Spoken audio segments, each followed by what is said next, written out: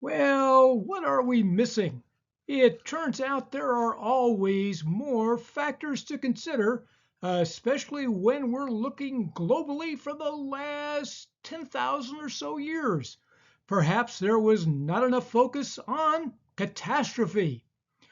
There are entire periods that are arbitrarily called a particular age, from a dark age to a golden age. Here are ideas I need to consider in more detail. Mother Nature can be merciless. Some of the obvious things include drought, earthquakes, volcanoes, pandemics, and floods.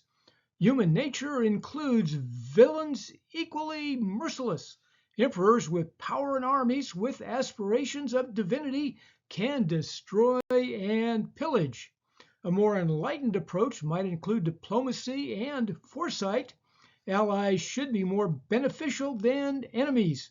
Somehow, villainy shows up in the history books. How can you tell the good guys from the bad guys? Well, I did not give enough consideration to the Bronze Age and the Bronze Age collapse. These were big events based on both Mother Nature and humans. Despite quite a bit on the Old Testament, there is more to consider, including the context of the Bronze Age collapse. I feel okay about the coverage of the Roman world, except more emphasis could have been on who was telling the history. I tried to cover the high points of China, India, Africa, and the rest of the old world, meaning I barely scratched the surface. Archaeologist and historian Eric Klein wrote important books on the Bronze Age collapse and was a major source of new material. The Old Testament takes place in Canaan, part of the Fertile Crescent, and Bible Central. It is a combination of history, legend, propaganda, poetry, and wisdom, a wonder book from the ancient world with no equal. How does it relate to the Bronze Age and the Bronze Age collapse? Stephen Fry wrote a readable analysis of the Trojan War, a 12th century BC legend, but possibly based on fact. The time frame is the Bronze Age collapse, and Troy may have been a real place. Heinrich Schliemann did an early archaeological dig at Hisarlik in Turkey, his claim of ancient Troy. The mission? Determine fact from fiction.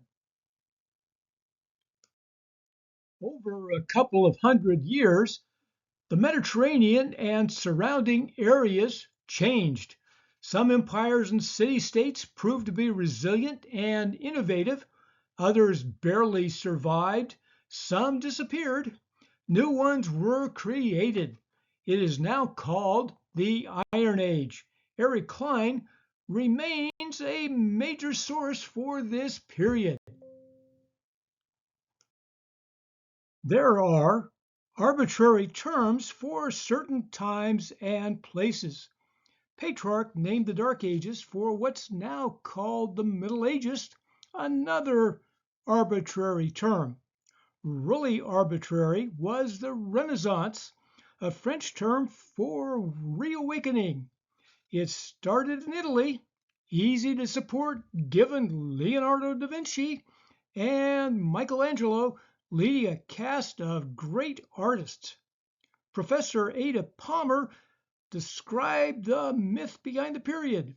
Think Machiavelli, the Medici rule, and warrior popes like Julius II after the lust of Pope Alexander VI, dad of Caesar and Lucretia Borgia.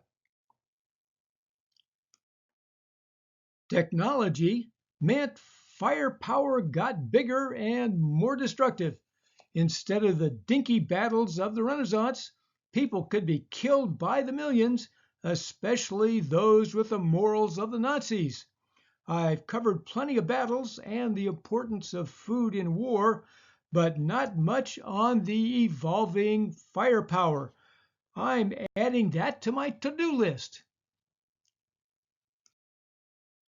Wow, that's a lot of bad news. One thesis is that all the perceived golden ages were horrible times for most people. Now, despite our share of villains, it's a great time to be alive. We'll get started with catastrophe next time on Food History and Mystery.